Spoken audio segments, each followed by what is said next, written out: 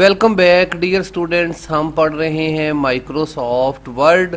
Microsoft word में आज हम पढ़ेंगे एडिटिंग ग्रुप। आज की इस क्लास के अंदर हम जानेंगे कि एडिटिंग ग्रुप के अंदर कौन कौन सी चीज़ें शामिल हैं और इन्हें किस तरह से इस्तेमाल में लाया जाता है। डियर स्टूडेंट्स, यहाँ पर इस ग्रुप को इस्तेमाल करने से पहले यहाँ थोड़ी तहरीर लिख लेते हैं। कुछ हम यहाँ पैराग्राफ लिख लेते हैं, कुछ ज़्यादा ही। डियर स्टूडेंट्स, यहाँ पर कुछ तहरीर हमने लिखी है। फ़र्ज़ करें कि ये किसी कंपनी का काम है, हमने जो है वो इस पर थोड़ा सा टाइम लगाया है, 1-1.5 घंटा, और इसको जो है वो तमाम को राइट किया है, लिखा है।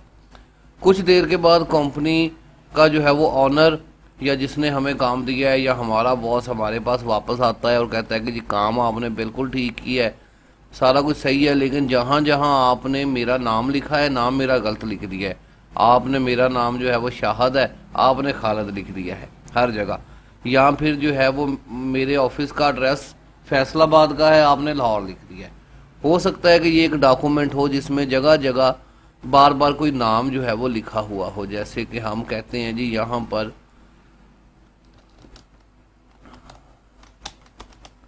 फैसलाबाद जो है वो टाइप है, लेकिन ये एक जगह पर टाइप नहीं है, ये काफ़ी सारी जगह पर टाइप है। आपका एडिटिंग ग्रुप फाइंड और रिप्लेस करने का काम करता है किसी भी चीज़ को, किसी भी वर्ड को। अभी हम इसको करके देखते हैं किस तरह से। अभी मैं कुछ वर्ड यहाँ पर इसके अंदर शामिल कर दूँ।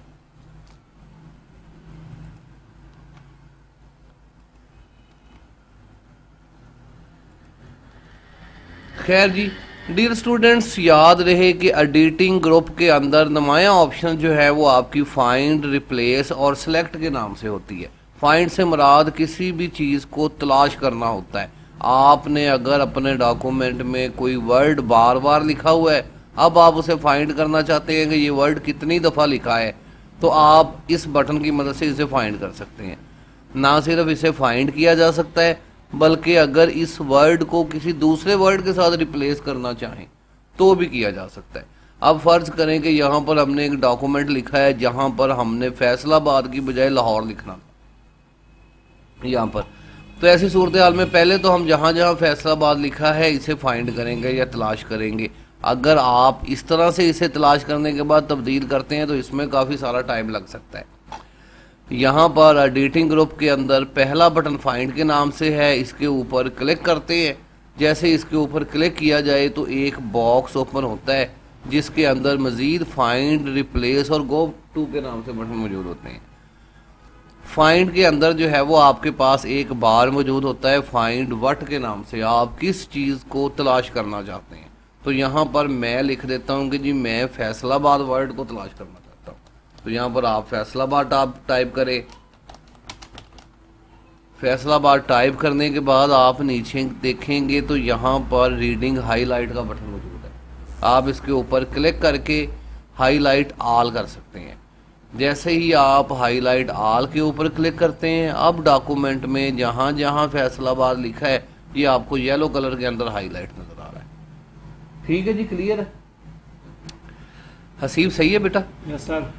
अच्छा जी, यहाँ पर अब जहाँ जहाँ हमारा फैसलाबाद वर्ड लिखा है ये वर्ड जो है वो हाईलाइट हो गया है। अब अगर आप इस फैसलाबाद को तब्दील करना चाहते हैं लाहौर या कराची या मुल्तान के साथ, तो यहाँ दूसरा बटन रिप्लेस का होता है, इसके ऊपर आप क्लिक कर सकते हैं। या फिर रिप्लेस का बटन यहाँ बाहर भी मौजूद होता है, आप इसके ऊपर क्लिक करेंगे तो भी रिप्लेस वाले बटन में पहुँचेंगे। अब यहाँ रिप्लेस के अंदर 2 बार मौजूद हैं, पहला फाइंड व्हाट के नाम से, दूसरा फाइंड विद के नाम से। आप किसे फाइंड करना चाहते हैं और किसके साथ रिप्लेस करना चाहते हैं। तो पहला हिस्सा हम फैसलाबाद है, हम फैसलाबाद को रिप्लेस करना चाहते हैं लाहौर के साथ।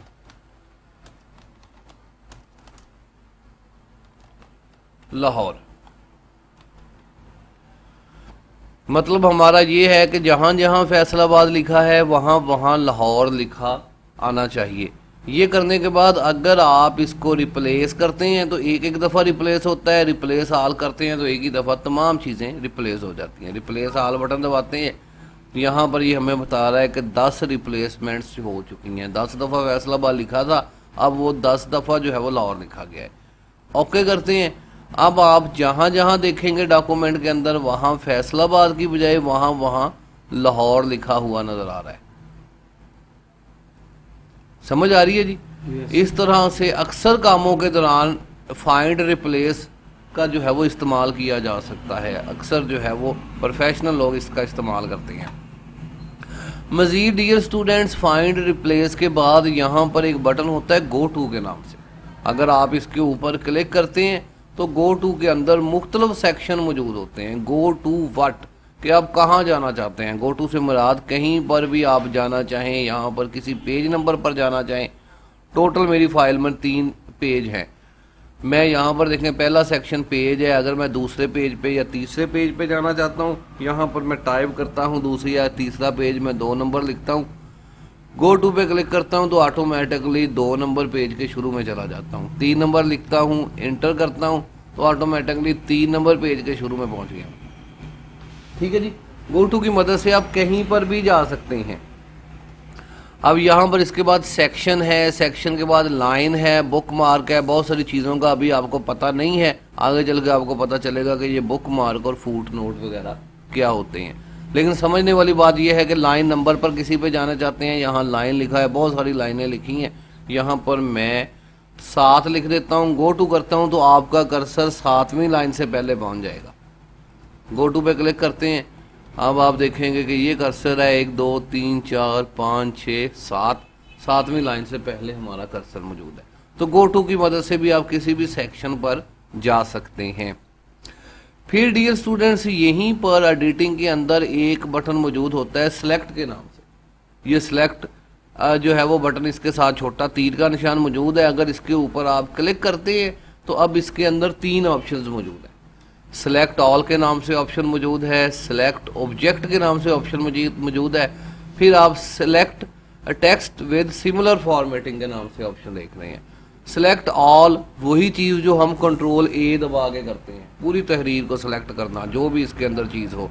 आप यहाँ पर जस्ट कंट्रोल ए प्लस करते हैं, पूरी तहरीर सिलेक्ट हो रही है। या फिर आप यहाँ से जाके सिलेक्ट ऑल क्लिक करते हैं तो पूरी की पूरी तहरीर सिलेक्ट हो रही है।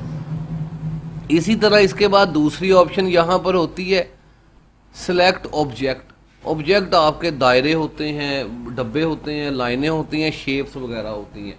यहाँ पर आगे चल के हमने शेप्स वगैरह क्रिएट करनी है। अगर आपने इस तरह के कोई ऑब्जेक्ट बनाए हुए हैं अपने डॉक्यूमेंट के अंदर तो यहाँ सेलेक्ट ऑब्जेक्ट पे क्लिक करके आप तमाम ऑब्जेक्ट्स को एक ही दफ़ा सेलेक्ट कर सकते हैं।